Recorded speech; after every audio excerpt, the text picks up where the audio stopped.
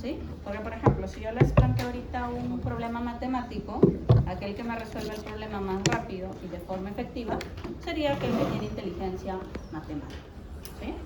Pero si yo, por ejemplo, les pongo una situación de análisis psicológico para valorar sus habilidades blandas, quizás el que me resuelve ese problema ya no sea el mismo que me resolvió el problema matemático, sino otro de ustedes que lo hace de forma más efectiva. ¿A qué voy con esto?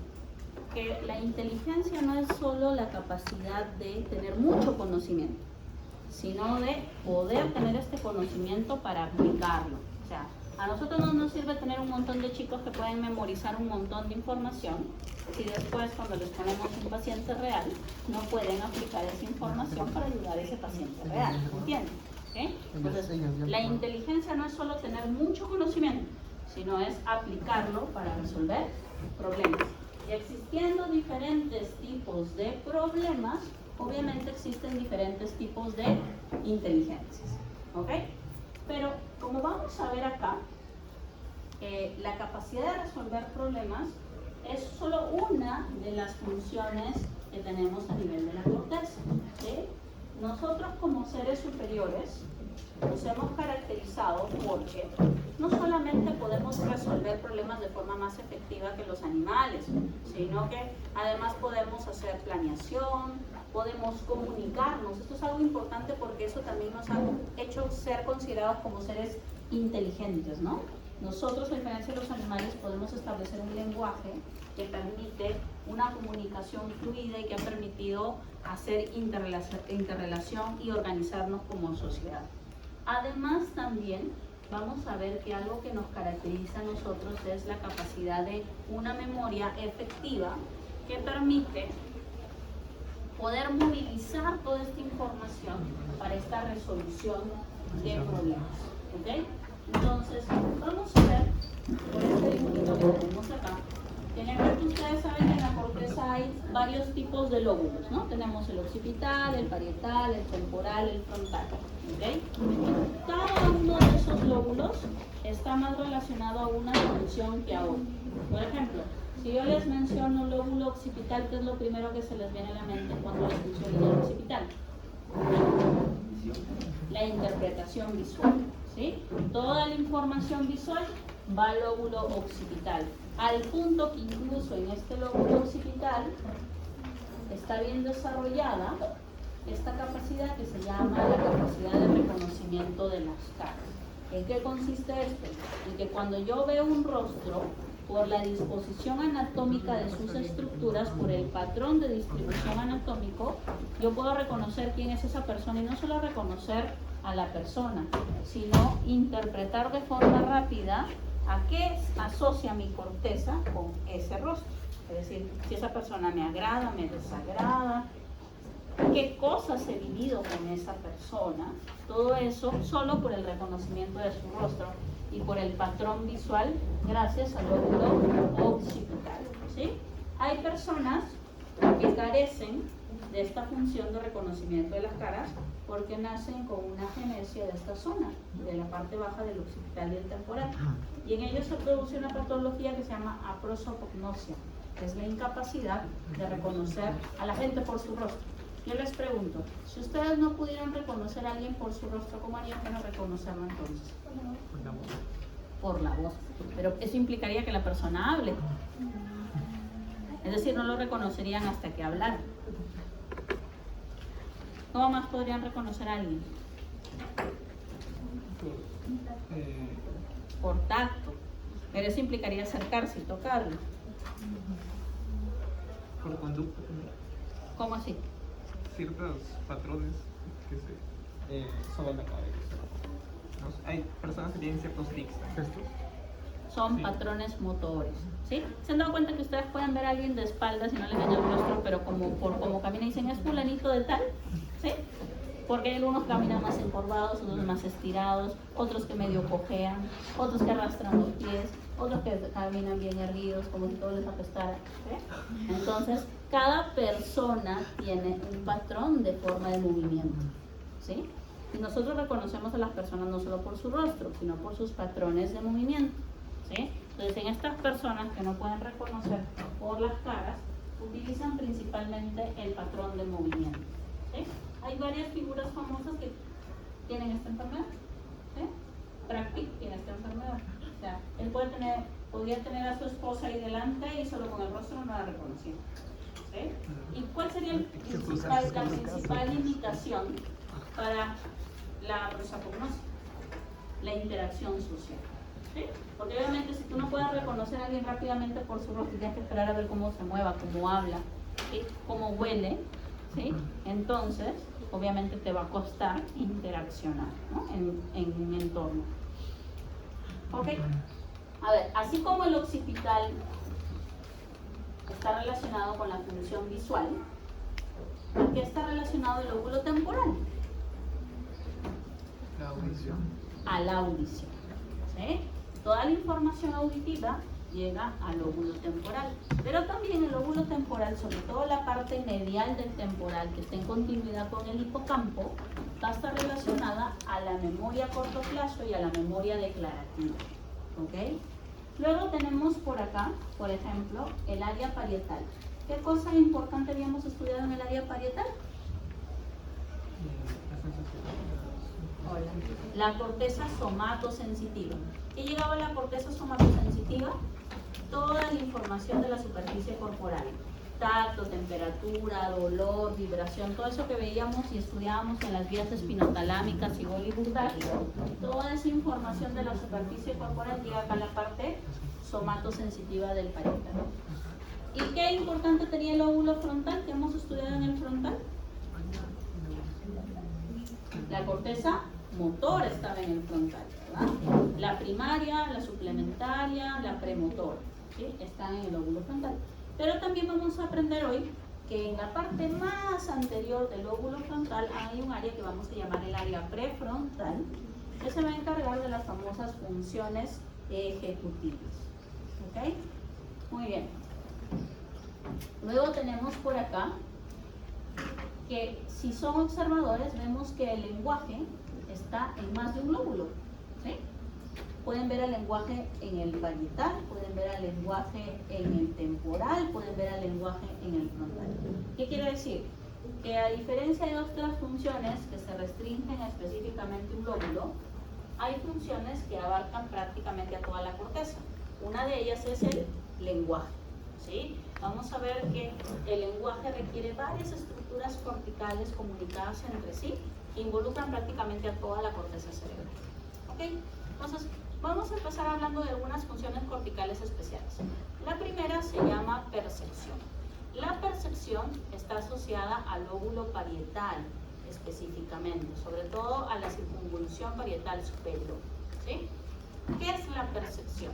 Es la capacidad de poder interpretar los estímulos sensitivos como un todo para entender el contexto en el que nos estamos desenvolviendo. ¿Okay? Esta capacidad de percepción, como les mencionaba, está asociada, acá está, a un área de asociación que se llama área de asociación parieto-occipito-temporal, que es esta que está aquí. ¿Sí?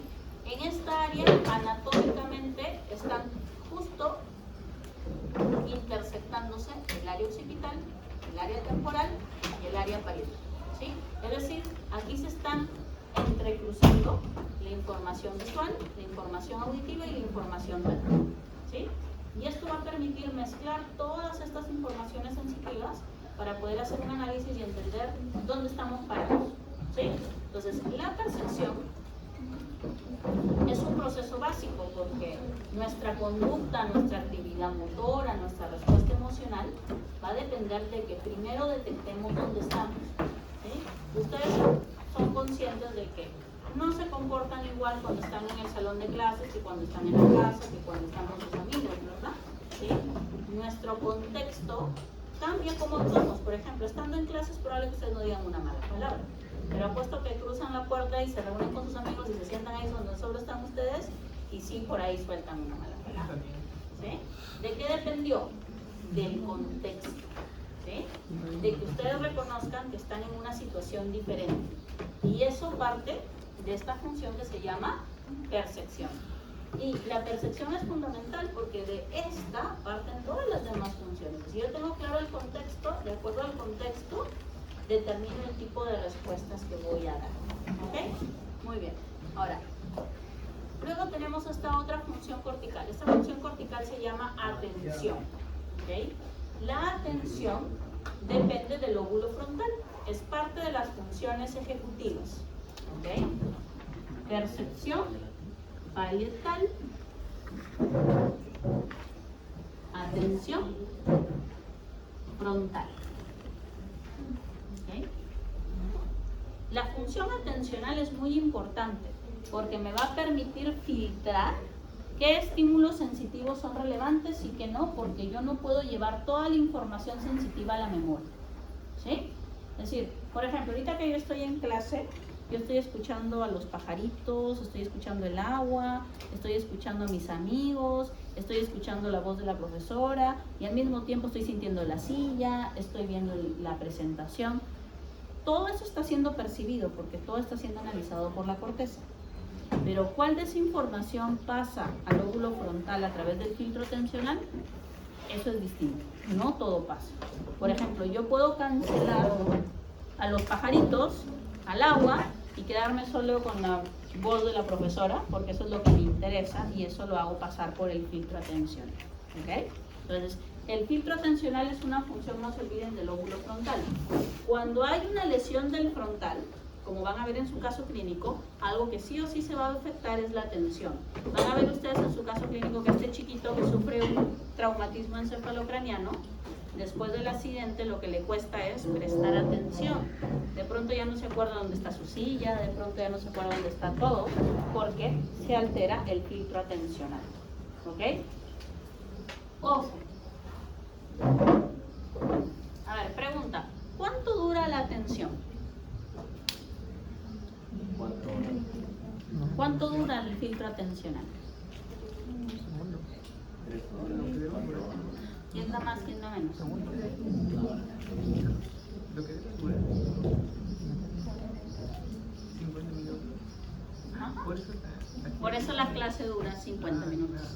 ¿Sí? Porque en la universidad las clases son de 50 minutos, porque ya está probado que la atención dura 50 minutos. En teoría, por ejemplo, ustedes, cuando tenemos práctica, deberíamos hacer una pausa de 10 minutos entre hora y hora, porque hace rato que los perdí. ¿Sí? Yo les doy un seminario de 3 horas, hace 2 horas que ya los perdí. ¿Sí?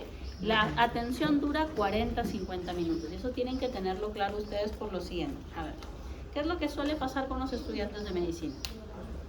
Llega el examen y una noche antes hacen una pijamada de 12 horas, 8 horas para estudiar todo lo que no estudiaron en 4 semanas y quieren dar un examen al día siguiente. De esas 12 horas, ¿cuántas fueron efectivas? 50 minutos. ¿Okay? Entonces, es importante que tengan en cuenta esto porque este es un dato que les va a ayudar a ustedes a estudiar. ¿Sí? Es más productivo que ustedes todos los días le dediquen 50 minutos al curso a que le dediquen 12 horas un día antes del examen. ¿Okay? Pero ojo, estos 50 minutos tienen que ser efectivos. Y entonces aquí, la atención se basa en la percepción. Es decir, yo no puedo generar esta atención si es que primero la información no entró por alguna ruta perceptiva. Es decir, ustedes aprenden algo porque lo vieron, porque lo tocaron, porque lo leyeron, porque lo escucharon. ¿Sí? No hay otra forma. Toda la información que ustedes aprenden y van a fijar en la memoria ha tenido que entrar por percepción, o sea, por un estímulo sensitivo. ¿Ok? Y entonces es muy importante tener en cuenta esta relación entre percepción y atención. Porque ¿qué sucede? ¿Sí? No es lo mismo que yo estudie 50 minutos en la sala de mi casa, donde delante está el sofá y está mi mamá, mi papá viendo televisión y yo estoy en la mesa y está todo el ruido del televisor y estoy con mi celular que llegan los mensajes de WhatsApp de mi enamorada, que yo esté en mi cuarto, solito, encerrado, sentado, con el celular apagado, estudiando 50 minutos. ¿Sí? ¿Qué cambió entre las dos situaciones? El número de estímulos. Es decir, para yo facilitarle a mi pobre lóbulo frontal que preste atención, lo que tengo que hacer es reducirle los estímulos de percepción. Si el pobre lóbulo frontal tiene menos distractores, le va a costar menos filtrar la atención. ¿Okay? Entonces algo que tienen que tener en cuenta cuando ustedes estudien es disminuir las distracciones. ¿Sí? La sugerencia que siempre les damos es lo siguiente. Por ejemplo, lo que siempre pasa es que a veces ustedes se inscriben en los cursos y, por ejemplo, hoy día, lunes tienen clase todo el día, entonces no les queda tiempo para estudiar. Mañana martes tienen libre y tienen, por ejemplo, 3-4 horas para estudiar. ¿Sí? Sabemos que no pueden estudiar las 3 o 4 horas de corrido porque en 50 minutos se les va a ir la atención. Entonces, ¿cuál es la sugerencia? Hagan un round de 50 minutos, ponen su alarma. Hay hasta aplicaciones basadas en esto, ¿sí? Que te avisan a los 50 minutos y te dicen, ya, ahora descansa. Te paras, vas, conversas con tu hermano, te tiras un rato a ver televisión, te distraes, regresas, otros 50 minutos, ¿ok? Pero no tiendan a pasar un tiempo de corrido. Tomen lapsos de espacio. Pero sí hagan que estos 50 minutos sean efectivos. Es decir, en esos 50 minutos no celular, no otros ruidos, no distractores, ¿sí? Si no, no van a ser efectivos, ¿ok? Van a darse cuenta que aplicando esto, su rendimiento va a mejorar comparativamente a cuando, en lugar de estudiar todos los días, estudian solo un domingo y ese domingo chantan todo el día porque es el único día libre, ¿sí? Entonces tengan en cuenta eso del filtro atencional. Lo otro es, así como la percepción es la base de la atención es la base de la memoria. Es decir, nada se fija en la memoria si no pasó el filtro atencional, ¿ok? Por eso es tan importante que ajustemos este filtro atencional porque si no la información no pasa a la memoria, ¿ok? ¿Y por qué es importante la memoria? Porque cuando iniciamos la clase dijimos que la inteligencia es la capacidad de resolver problemas, pero uno resuelve problemas en función a que tenga información previa. O sea, nuestra inteligencia al final depende de la experiencia y de la información adquirida. Uno no puede resolver un problema si es que previamente no tiene una información de base. Entonces, la memoria es básica y por lo tanto, ¿qué será todo este proceso que regula percepción, atención y memoria? El aprendizaje.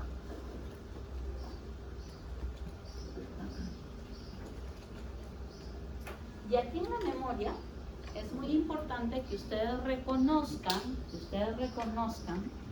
qué tipo de información sensorial les es más fácil pasar por el filtro atencional, ¿sí? No todos aprendemos por igual, ¿verdad? Hay personas que, por ejemplo, leyendo un libro, estando en el examen pueden recordar, eso estaba en la página 12, lo subrayé con rosado, porque tienen una memoria visual, ¿sí? Es decir, recuerdan tal cual como está en el libro, en qué página, en qué orden, en qué párrafo, con qué color fue subrayado, ¿sí? Y hay personas que no, hay personas que tienen memoria más auditiva, por ejemplo. Y entonces esas personas, si escucharon la clase, si vieron nuevamente el video de la clase, si escucharon un video en YouTube, se les hace más fácil recordar, ¿sí? Hay personas que son mucho más manuales. ¿Qué quiere decir eso? Que tienen que leer el libro y luego tienen que hacer un resumen, un mapa conceptual, un dibujo, y así fijan mejor la información.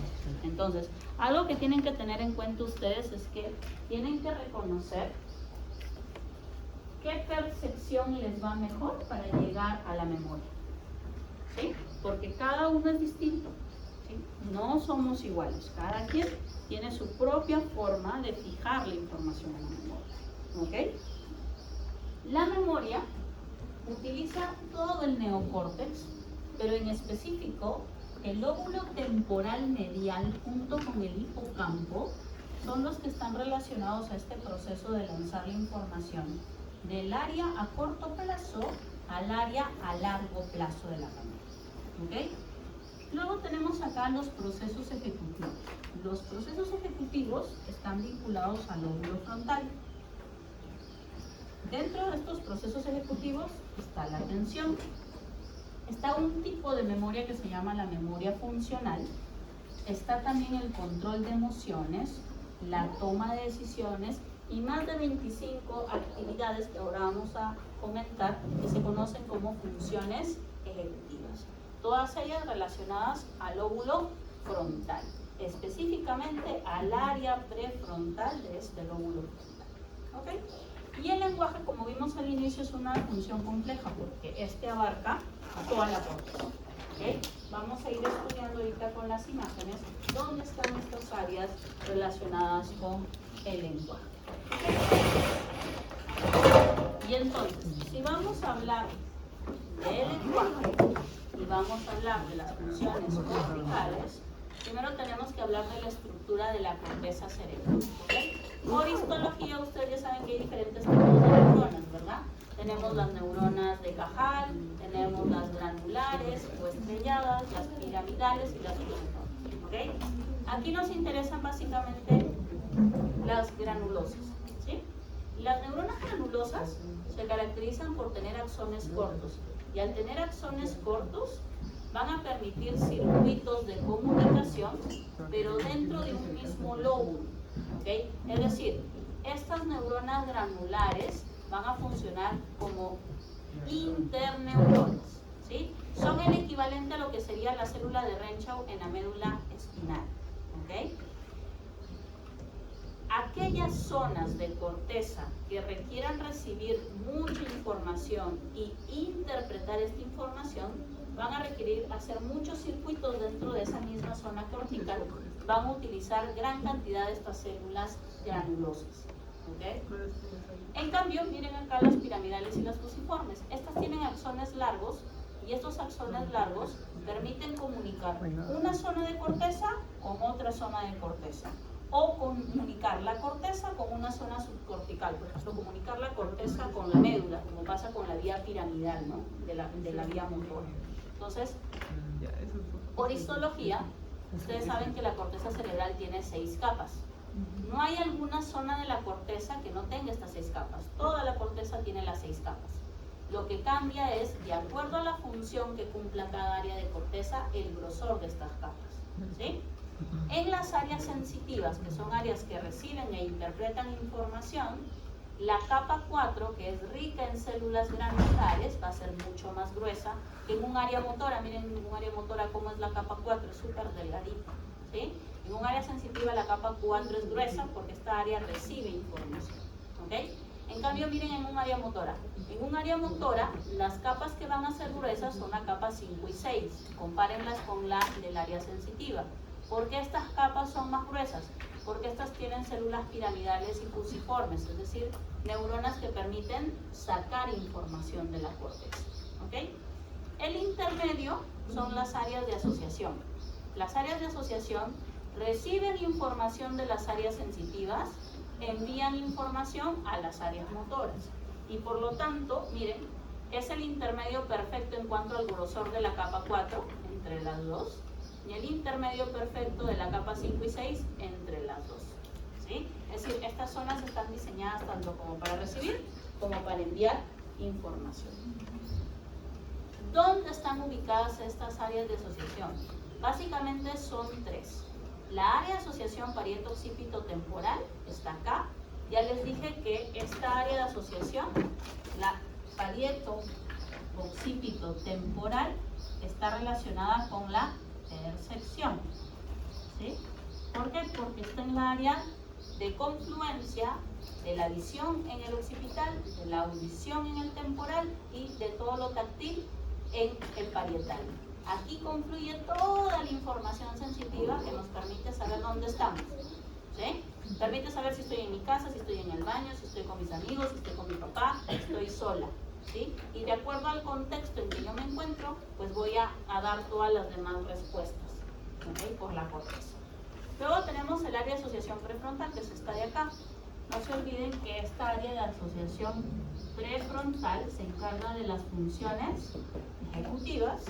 Y luego tenemos el área de asociación límbica, que es esta de acá, que toma parte del frontal, parte del temporal y parte del occipital. Esta área de asociación límbica se encarga del control de emociones, de la motivación y se encarga también de la conducta.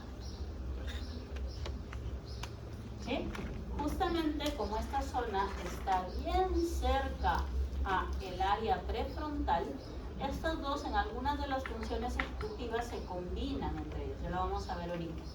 Entonces, justamente sabiendo que el área parieto-occipito-temporal está relacionada con la percepción, en esta zona hay un área especial que se encarga de la percepción de información que está relacionada con el lenguaje. Esa área se llama área de Wernicke, ¿sí? Aquí cualquier tipo de información sensitiva que tenga que ver con la comunicación lingüística va a ser interpretada. Es decir, si yo les digo algo, y ustedes se dan cuenta que el sonido son palabras, esta información va a la corteza auditiva, pero no se queda en la corteza auditiva, sino que sabiendo que son palabras, esta información salta de la corteza auditiva al área de Wernicke. Miren cómo estratégicamente la corteza auditiva está por delante del área de Wernicke. ¿Okay? Lo mismo pasa si ustedes leen un texto. Por ejemplo, ustedes están leyendo las letritas que están aquí, esa información va al área occipital, que es el área visual, y de aquí tendría que ir al área de Wernicke. Pero para la información escrita del lenguaje hay una ruta especial. Esta ruta especial incluye esta estructura que se llama el giro angular. ¿Okay? Vamos a ver que cuando nosotros recibimos la información escrita del lenguaje en la corteza visual, del occipital esto va primero a la circunvolución angular o giro angular. Aquí se hace una interpretación preliminar y luego recién se envía a el área de Wernicke. No hay una comunicación directa, tenemos este intermediario. ¿Y por qué es importante mencionarles esto? Porque hay una enfermedad asociada al lenguaje que se asocia a lesiones del giro angular. Esta enfermedad se llama dislexia. ¿Okay? La dislexia es una patología que afecta al 5% de la población general, es decir, de todos nuestros estudiantes esperamos que un 5% tengan este problema. ¿Okay? Y como les he puesto ahí en la pizarra, la dislexia es una enfermedad de carácter hereditario, ¿sí? O sea, uno nace con este problema en el giro angular por un tema congénito hereditario, ¿sí? Es más probable que si ustedes tienen dislexia, uno de sus hijos pueda tener dislexia también. ¿Okay? ¿Y en qué consiste la dislexia? Es un problema en la interpretación del lenguaje escrito por el giro angular. ¿Sí? Cuando yo leo un texto, mi retina, mi corteza occipital lo leen correctamente. El problema es que el giro angular es el que hace una interpretación incorrecta y cambia la posición de las letras o la posición de los números. ¿Sí? De esa manera, por ejemplo, cuando yo estoy leyendo un texto, yo leo fulanito de tal fue un escritor francés que nació en 1925. Ah, ya. 1925 es lo que está leyendo mi retina y mi corteza occipital. Pero cuando esta información va al giro angular, el giro angular cambia la posición de los números y mi corteza, en lugar de interpretar que fulanito de tal nació en 1925, interpreta que nació en 1952. Y entonces cuando va al examen y me preguntan ¿cuándo nació fulanito de tal escritor francés de edad? Yo pongo 1952. ¿Sí? Pero no lo hago porque lo aprendí mal, lo hago porque al momento que lo leí hubo una interpretación incorrecta en el momento de la lectura de esa información visual. ¿Okay? No solamente pasa con los números, pasa con las letras. Por ejemplo, yo puedo leer aquí Wernicke con los ojos y con la corteza occipital, pero el giro angular, en lugar de leerle Wernicke, lee Wirnecke. Y luego en el examen, cuando me preguntan, escribo Wirnecke. ¿Sí? Entonces, en su momento, cuando se descubrió o se planteó esta enfermedad que es la dislexia, se propuso que entonces, si hay un error en la interpretación del lenguaje escrito, era probable que los disléxicos tuvieran menor rendimiento académico y tuvieran menor inteligencia. Hace 20 años se hizo un estudio con un grupo grande de disléxicos ya diagnosticados, es decir, que ellos sabían que tenían dislexia, y un grupo control que eran personas sin la patología. Y adivinen qué se encontró cuando se les hicieron las pruebas de coeficiente intelectual. Los disléxicos hasta el 30% tenían mejor rendimiento académico. ¿Sí? ¿Por qué?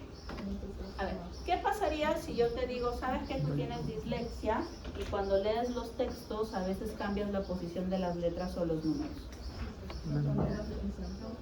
Pondrías más atención, o releerías los textos para detectar cuando haces estas omisiones o estos errores de interpretación, ¿sí? Es decir, estas personas, sabiendo que tienen la enfermedad, tratan de que cuando leen se concentran más en prestar atención o en releer los textos para reconocer que quizás en la primera lectura leí 1952, pero en la segunda y en la tercera me doy cuenta que no es 1952, sino que es 1925. Entonces, los disléxicos aprenden, si son conscientes de su enfermedad, cómo ajustar el filtro atencional para poder hacer correctamente la interpretación. Por eso muchas veces requiere que lean el texto más de una vez. Al final eso los lleva a que, como leen muchas veces los textos, finalmente se terminan haciendo mucho más hábiles leyendo, ¿sí? Que una persona que normalmente solo lee una vez para fijar la información. Y eso les da a la larga un mayor bagaje para resolver problemas. Entonces, ¿a qué voy con esto? La dislexia es una patología, pero que no limita en el aprendizaje, ¿sí? Es decir, no es excusa que ustedes me digan, pues ahora soy disléxico, por eso seguro voy a salir mal en el curso. No, no es así, porque la dislexia es una patología que se puede afrontar básicamente corrigiendo el filtro atencional, ¿sí? De hecho, lo importante que sería entonces para que esta persona con dislexia lleve bien su dislexia y no le genere repercusión en el aprendizaje, que sepa que tiene dislexia, ¿sí? Entonces, algo en lo que nos enfocamos mucho es que en los colegios, desde muy chiquitos, se reconozca cuando los niños emprenden a leer quiénes tienen este problema de dislexia, ¿sí? Porque si el paciente es consciente de que la tiene, va a poder adaptar el filtro atencional para poder sobrellevar la dislexia, ¿ok? Entonces, no es una enfermedad incapacitante, por si acaso, ¿sí? Es una enfermedad que se puede sobrellevar. ¿Ok?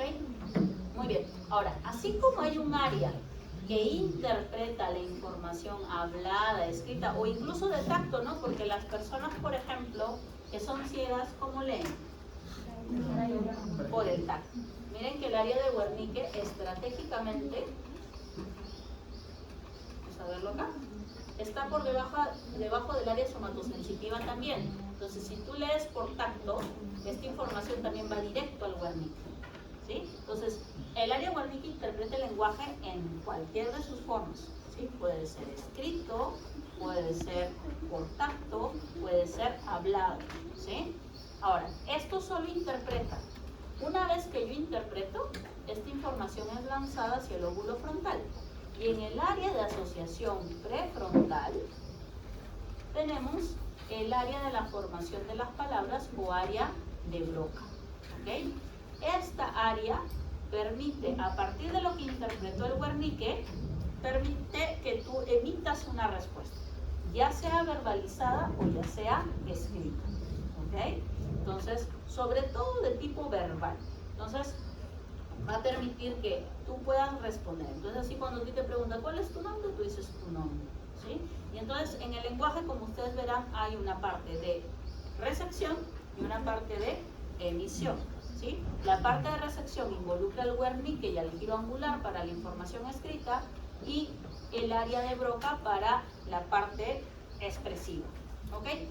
Sucede que cuando se lesiona el área de Broca, el paciente aún puede comprender, pero no necesariamente puede responder pese a que comprende tu pregunta. Es decir, tú le dices al señor, ¿cuál es su nombre? No significa que no te entienda que le estás preguntando cuál es su nombre, pero el problema va a ser que no te puede responder, ¿sí? Generalmente el problema es para responder de forma escrita o hablada, pero no con respuestas motoras gesticuladas. Por lo tanto, por ejemplo, si tú quieres saber si el paciente te comprende o no, podrías hacer esto. Le dices, a ver, señor, señáleme cuál es rojo. Si te comprende, te va a señalar, ¿sí? A ver, diga rojo. No te lo va a decir porque no puede emitir palabras, pero sí te puede comprender. Y si te puede comprender, te puede señalar, ¿sí? ¿Y por qué les planteo esto? Porque En realidad el lenguaje es una actividad compleja. Yo no solo necesito el área de Wernicke y el área de Broca, necesito las comunicaciones entre los dos, necesito otras áreas adicionales como los giros, y en realidad cuando cualquiera de ellos se lesiona puede aparecer una alteración del lenguaje, ¿sí? Cuando la alteración del lenguaje es por una lesión de la corteza en una de estas zonas que controlan el lenguaje, la patología se llama afasia, ¿sí? Que es diferente de la disartria. ¿Por qué será diferente de la disartria? ¿Qué diferencia hay entre una afasia y una disartria?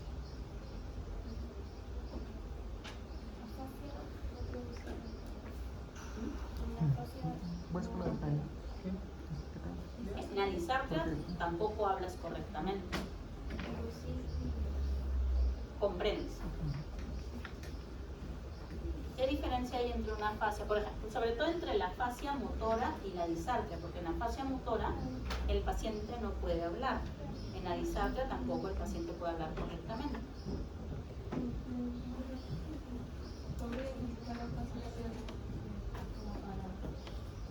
Ya. Tiene que ver con la causa, ¿sí? En una disartria el problema es el control motor de los músculos de la vocalización, ¿ok? Es decir, yo puedo tener una disartria, por ejemplo, porque se lesiona el área motora, ¿sí? Que no es un área del lenguaje, es solamente el área que controla los músculos que me permiten hablar, ¿sí? Puedo tener una disartria porque se lesiona el cerebelo, porque el cerebelo hace control motor sobre los músculos que controlan la vocalización. Puedo tener una disartria porque se lesionan los músculos, por ejemplo, si tengo una miastenia gravis, se puede perder la inervación a la musculatura de la laringe y entonces tener una disartria. Es decir, en la disartria el problema es motor, ¿sí? Es un problema en el control motor de la musculatura que te permite hablar, ¿sí? En las afasias no. En las afasias el problema son estas estructuras que controlan el lenguaje, ¿sí? O sea, la lesión está en un área de control del lenguaje, ¿sí? Puede ser el Wernicke, puede ser el Broca, puede ser el giro angular, puede ser los fascículos que los comunican, es en un área que hace control del lenguaje, ¿ok? Justamente por eso existen muchas afasias, ¿sí? Las más comunes que les van a mencionar es la afasia de Wernicke y la afasia de Broca, pero en realidad existen muchas afasias. De hecho, la dislexia es un tipo de afasia, el tartamudeo es un tipo de afasia, ¿sí? Entonces existen numerosos tipos de afasias. En este punto no es importante que los conozcan todos, sí se los van a pedir que los diferencien cuando lleven neurología, porque cuando un paciente viene con una afasia en la emergencia, es importante determinar qué tipo de afasia es para que te proyectes si la lesión es frontal, o si la lesión es parietal, o si la lesión es temporal, ¿sí? Entonces, justamente cuando ustedes ya lleven neuro, van a ver que es importante definir si el paciente puede hablar y si habla, lo habla de forma fluida o no. Y segundo, si el paciente comprende o no comprende. El poder determinar si el paciente puede hablar y puede comprender va a determinar los tipos de afasia que existen, ¿okay? En este momento no es importante que los aprendan, pero sí que tengan claro el concepto de afasia, que es que para que aparezca esta alteración del lenguaje se está lesionando directamente un área cortical que regula el lenguaje, ¿ok? Muy bien. Hablemos un poquito de las funciones ejecutivas, ¿sí? Las funciones ejecutivas son culpa del área de asociación prefrontal, ¿ok? Son una serie de funciones que, como su nombre lo dice, sirven para ejecutar respuestas. Y esto está asociado a que el área prefrontal está en estricta relación con el área motora, ¿ok? Y entonces, ¿qué incluimos en estas funciones ejecutivas o procesos ejecutivos? ¿Sí? Lo más complejo que ustedes hagan como ser humanos, esas son las funciones ejecutivas, ¿sí? Por ejemplo, planificar, por ejemplo, razonar, por ejemplo, tomar decisiones, por ejemplo, controlar sus emociones, por ejemplo, establecer una conducta social. Todo eso se llaman funciones ejecutivas. Ya lo que deben saber de las funciones ejecutivas es que uno no nace con las funciones ejecutivas, sino que uno las desarrolla a medida que va creciendo. ¿ok? De hecho, se dice que las funciones ejecutivas se desarrollan hasta los 20-21 años. ¿Sí? Después de esto, es bien difícil que si yo no logré una función ejecutiva, la pueda lograr. ¿Ok? ¿Sí? Como estas se desarrollan, uno, no necesariamente las voy a desarrollar todas, y dos, si las desarrollo, las voy a desarrollar máximo hasta los 21 años. ¿Ok? Vamos a poner ejemplos de estas funciones ejecutivas. Por ejemplo, una de ellas muy importante es el control emocional. ¿Sí? Cuando ustedes tenían 2 años, iban a la tienda con su mamá a un centro comercial y veían una muñeca, un carro, algo que les gustaba, y su mamá les decía, no, no te lo voy a comprar. ¿Qué hacían ustedes? Lloraban, se tiraban al piso, pataleaban, le jalaban el pelo a su mamá, la mordían, pasaban el brazo por el anaquel y tiraban las muñecas. Cualquier cosa que buscaba que su mamá cambie, ¿no? Y que les dé gusto en lo que querían. ¿Por qué? Porque no había control de emociones, ¿sí? Porque a esa edad, si algo te enoja, realmente te enoja. Y si algo te gusta, realmente te gusta y lo quieres, ¿sí? Pero si ahora ustedes con sus 18, 19 años van con su mamá al centro comercial y les gusta unas zapatillas y su mamá le dice, no, no te lo puedo comprar. ¿Harían lo mismo? No, pero probablemente sí harían lo siguiente: se cruzarían de brazos, la mirarían feo, suben al carro, tiran la puerta, no le hablan hasta que se les pase.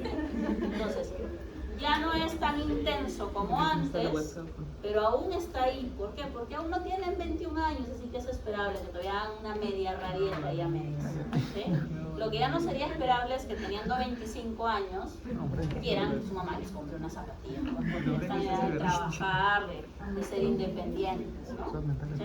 Entonces, miren, las funciones ejecutivas ustedes las van desarrollando. Ustedes van a ver que, por ejemplo, un niño de 8 años ya no se comporta, ya no hace tanta rabieta como un niño de 3, pero incluso este niño de 8 aún va a ser más rabieta que un niño de 15, ¿sí? ¿Por qué? Porque esto se va desarrollando, ¿sí? Y aquí también entra la conducta social, que está de la mano con la percepción que hace el Pareto. Ustedes adaptan su conducta social de acuerdo al entorno, ¿sí? Por ejemplo, no creo que ninguno de ustedes, estando aquí en clase y conversando de la clase, dijera una mala palabra. Pero apuesto que cruzan el umbral de esta puerta y se reúnen con sus amigos allá un poquito más allá y empiezan a conversar de la fiesta, y por ahí a alguien se le sale una mala palabra. Y va a ser normal porque están en otro entorno social, ¿ok?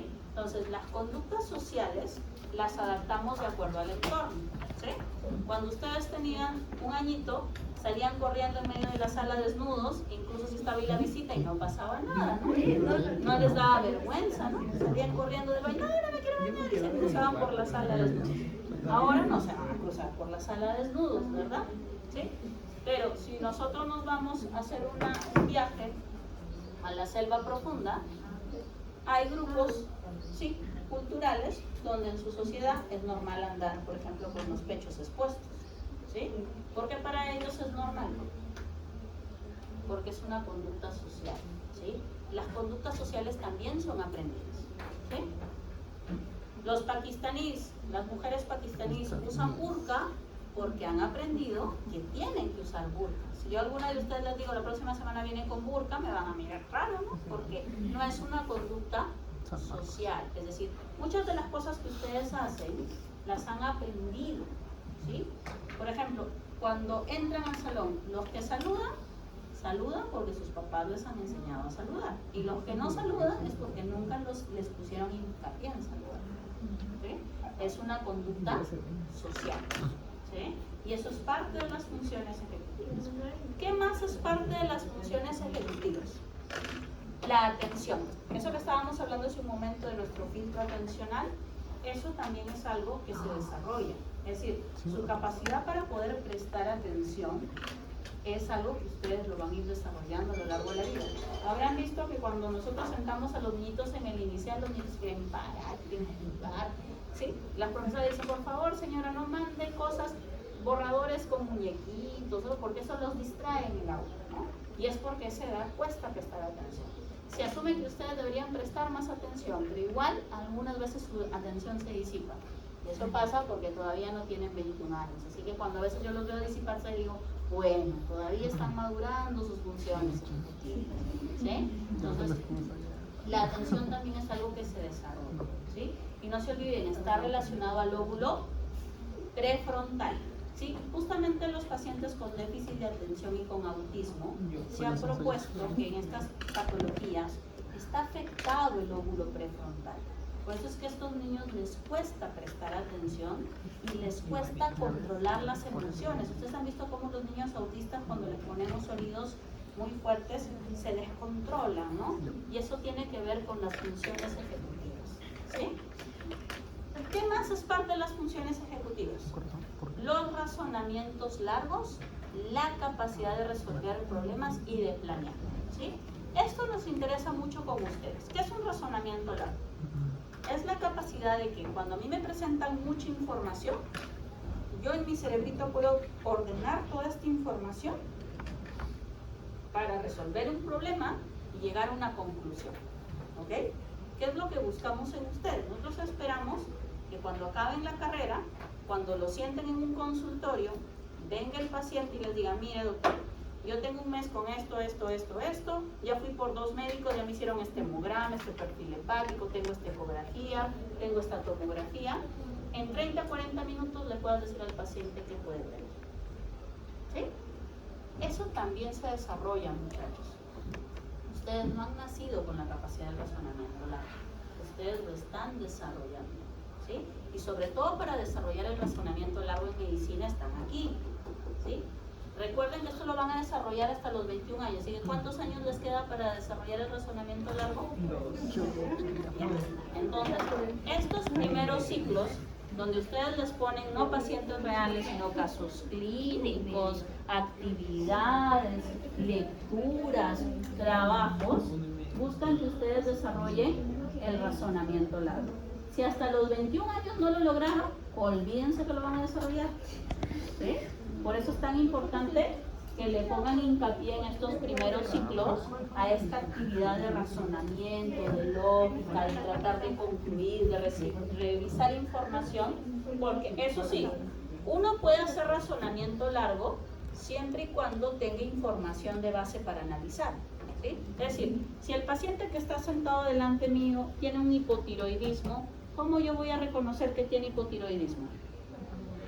Porque ya sé que es un hipotiroidismo y cómo es el patrón de presentación de un hipotiroidismo. Si no, no voy a reconocer que es hipotiroidismo, ¿verdad? Entonces, el razonamiento largo se basa en mover información de la memoria para poder hacer un análisis y para poder aplicar esta información. Lo que nosotros no queremos es gente que tenga un montón de conocimiento, pero que al momento que tiene que aplicarlo, no sabe cómo aplicarlo, ¿sí? Recuerden, no es inteligente el que sabe más, sino el que resuelve problemas con lo que sabe. ¿Okay? Entonces, el razonamiento largo se entrena, ¿sí? Ahora, nosotros no queremos solamente gente que sepa hacer razonamiento largo. A nosotros nos interesa que ustedes desarrollen todas las funciones ejecutivas. Porque a mí me interesa un médico que no solamente pueda decir diagnóstico, a mí me interesa un médico que cuando esté con el paciente pueda manejar la situación de comunicación con el paciente, ¿sí? ¿De qué me sirve tener un médico que puede llegar al diagnóstico de un cáncer terminal si al momento que tiene que decirle al paciente que tiene cáncer terminal no sabe cómo decirle al paciente que tiene cáncer terminal? ¿Sí? ¿Se entiende?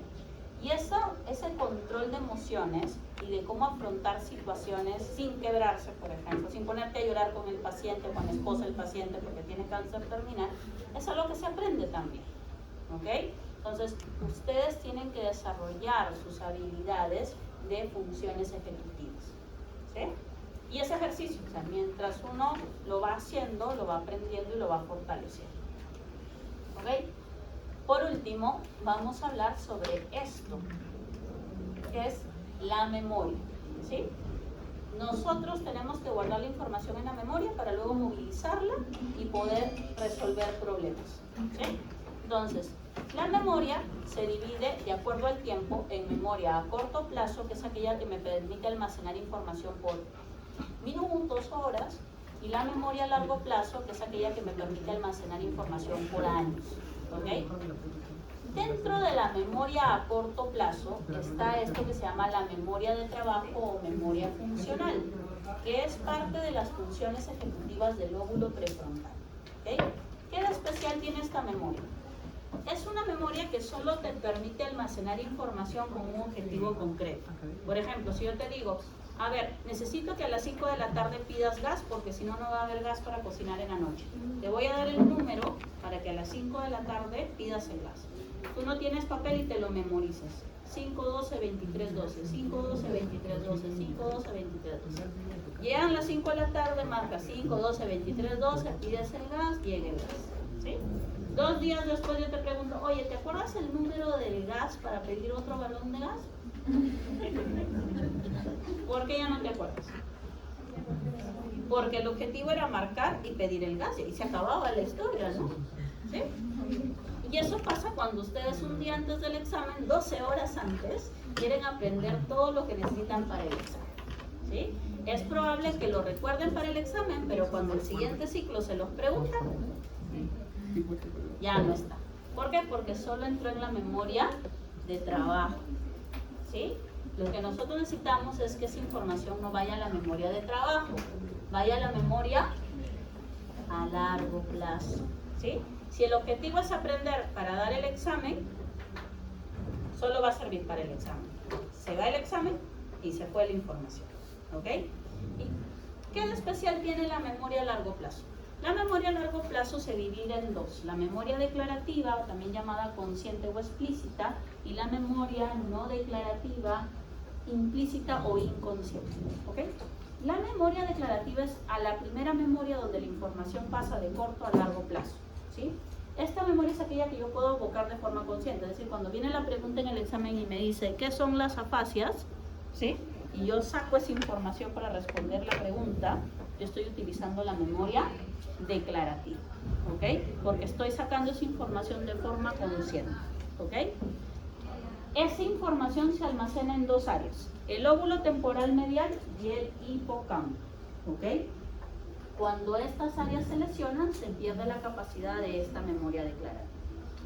Ojo que la memoria declarativa se divide en dos: la memoria semántica y la memoria episódica.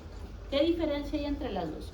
La memoria semántica es para almacenar la información general del mundo: hechos históricos, conceptos ortográficos, conceptos lingüísticos, eventos pasados, normas de la sociedad. Por ejemplo, si yo te pregunto, a ver, ¿quién descubrió América?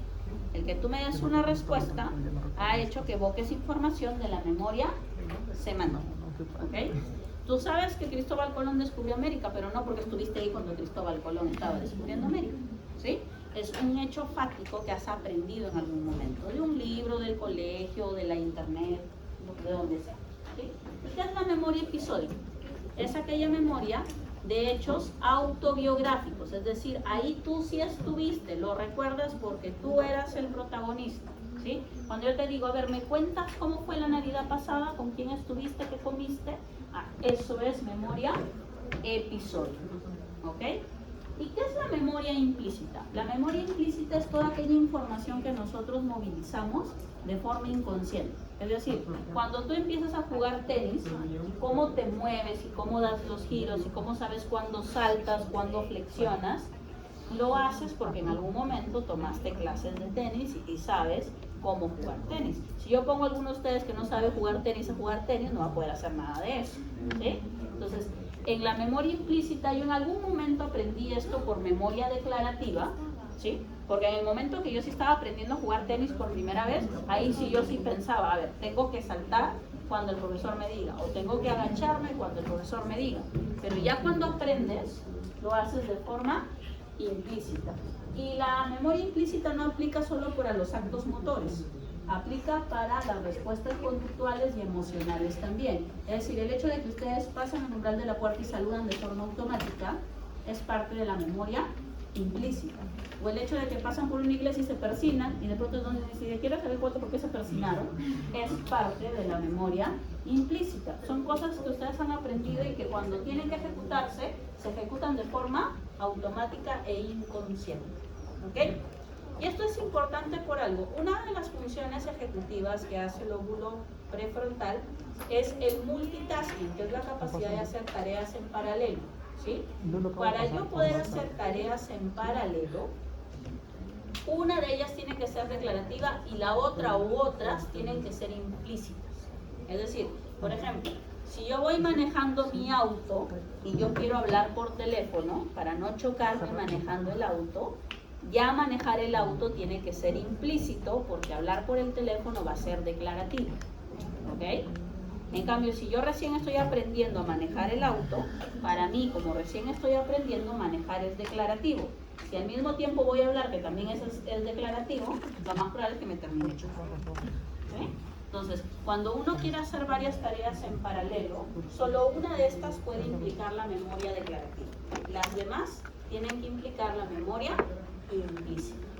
¿Ok? Muy bien, hasta ahí nos vamos a quedar. No sé si tienen preguntas, dudas sobre lo que hemos conversado el día de hoy. ¿Firmaron todos, por favor, su asistencia? Adelante está la